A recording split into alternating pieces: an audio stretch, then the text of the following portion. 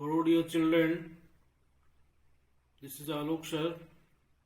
Hope you all are fine and doing study honestly. So in this part of the video, I will explain equation of motion, also called kinematics equations. This is a very important part for class 9 physics. We have already studied the formula, that is distance equals to speed into time. So transposing this formula, we have speed equal to distance by time, time equal to distance upon speed. This is the basic formula. But when the motion is accelerated, this formula becomes fail. Then what we have to do? We have different formula for accelerated motion, and that formulas are called equation of motion. So, but for uniformly accelerated linear motion of an object, velocity, acceleration, and the distance covered in a given time interval are correlated by set of three equations, and these equations are known as equation of motion or kinematics equation. What are those equations? Those equations are, one is velocity time equation, means this equation correlates initial velocity u, final velocity v, and acceleration a, time t, and this equation is v equals to u plus at. This is also called velocity time equation or velocity time relation.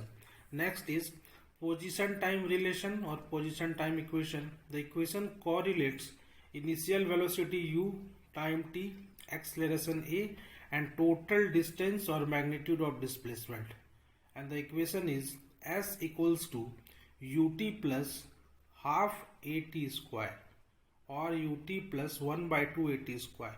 This equation is position time relation, and we find distance, total distance or magnitude of displacement using this equation. This is also called second equation of motion. Now third, position velocity relation. That is the equation which correlates initial velocity u, final velocity v, acceleration e, and distance s.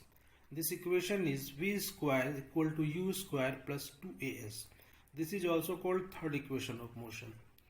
These three equations are called equation of motion when the object is in uniform acceleration. Now we will derive this equation one by one. Derivation of equation of motion by graphical method.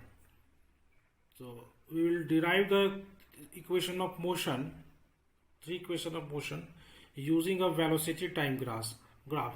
First see and try to understand the velocity time graph.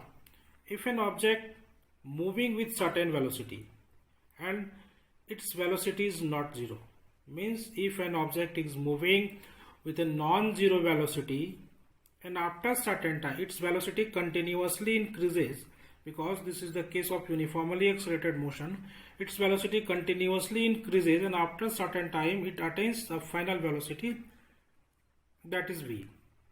So u represents its initial velocity and non-zero initial velocity, and v final velocity. So this is the line which show the path of the object while it is moving with an accelerated motion. See my dear student, this is not a horizontal line. So this is oblique lines which indicates that velocity is continuously increases.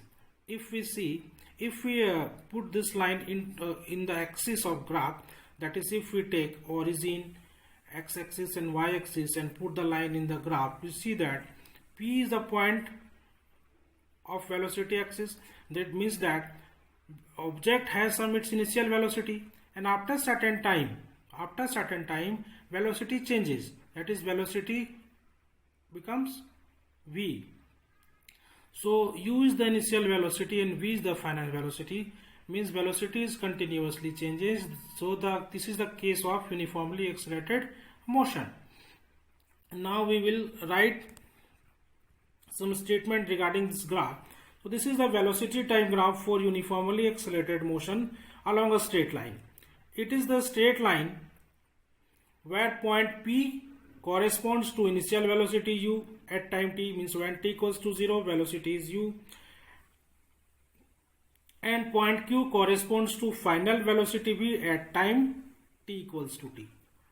Now velocity changes at uniform rate. Must remember this. Velocity changes at uniform rate. Now let us construct some lines, that is P, QT perpendicular on OT, PR perpendicular on OS, QS perpendicular on OS. These are some perpendicular lines we have to draw.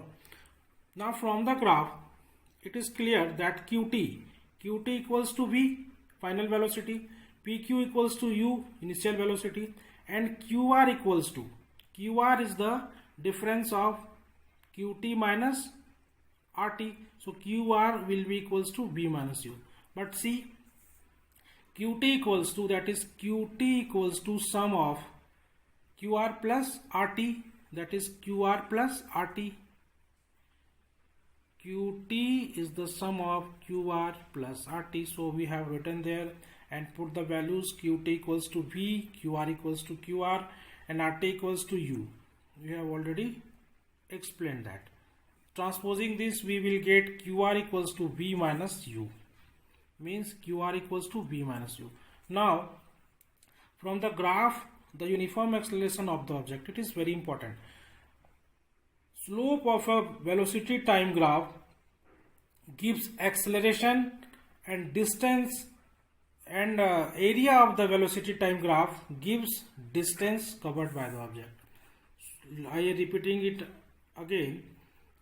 Slope of a velocity time graph gives acceleration of the object, and area of the velocity time graph gives distance covered by the object. So this line represents slope, that is PQ is the slope.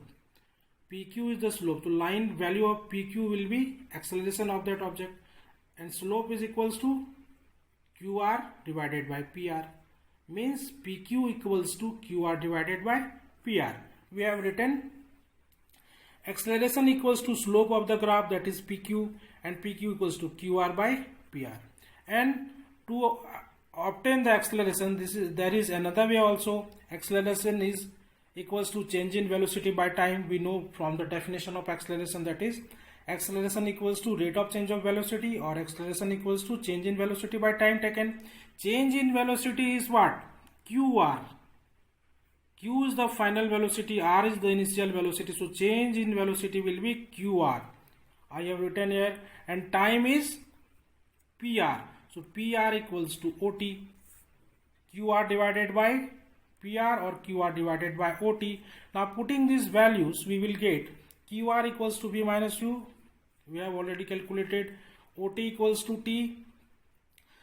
So A will be equals to, that is A equals to QR, that is V minus U upon T.